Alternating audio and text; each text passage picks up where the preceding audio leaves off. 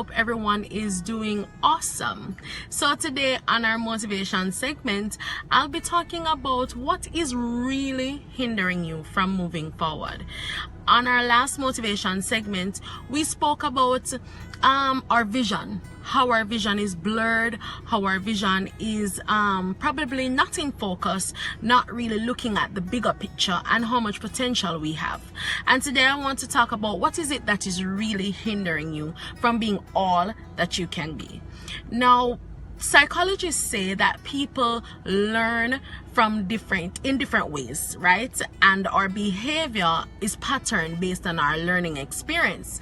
And some of the ways that we learn is from our past experience.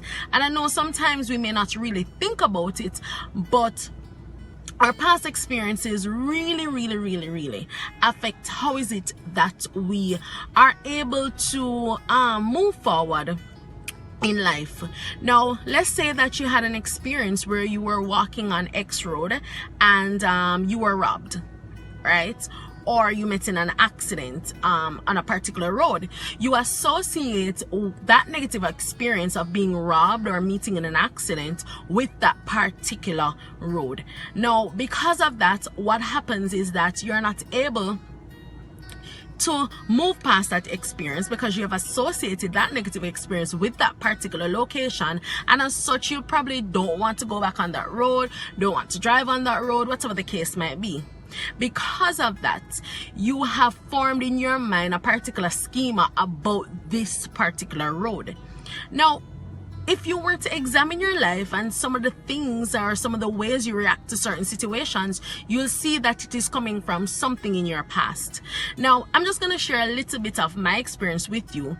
When I left university, I was excited about starting a new job. You know, the degree I did was one that the Lord told me to do, and so I was, just ecstatic about the whole idea of going into this field, and I was just, raring and ready to go. However, I applied for a job for almost 2 years. Now, I have a stockpile of rejection letters, not just physical letters, but also letters from in the emails of, persons telling me that you were not suited for the job, or you don't meet our requirements. Now, from that experience, I came to the resolute of I didn't want to work. I'll just stay at home, I'll be a bum. Now, that was formed just because of the experience I had. Now, imagine you applying for jobs for almost 2 years and being rejected. How that can really do a lot to your psyche and just your whole confidence. Now, the truth is, I really felt bad, and it did a lot to my self-esteem. And because of that, I took that resolute that this is what I was gonna do. I was gonna be a bum. And I remember a good friend of mine said only one thing to me: "Who are you?" And that hit me so hard that I realized that I wasn't created to be a bum. So why am I going to this resolve?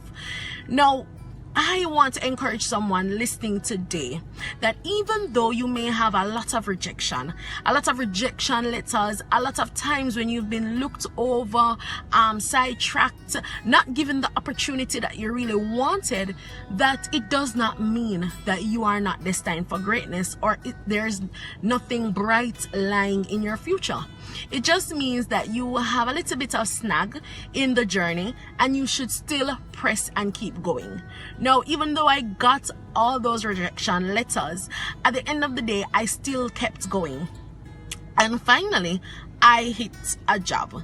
And come to think of it, when I thought about, coming to talk to you guys, I started thinking, wait, I am actually doing a lot of consultation work for some of these big companies, these same companies that rejected me. So what am I really saying? I'm really saying that a delay does not mean a denial. You may not feel qualified, you may not feel good enough, you may have been rejected countless of times from really doing what it is that you want to do, but it doesn't mean that it's the end of the journey. It just means that it's just a hurdle for you to go over and to just keep going. So today on Motivation Tuesdays, I just want to say to you that it's time to affirm some good things about you. Look at your strengths and say that, you know, these are good qualities about you. Write a list of all the things that you think are your strengths, right? And I want you to continually affirm those as being strong points about you, strong qualities that makes you qualified and worth it. It doesn't matter how many rejections you have gotten, you have great potential. Until next time on DIY Professionals, this is your business consultant saying you can do it, because it's time to become the best version of you. Bye.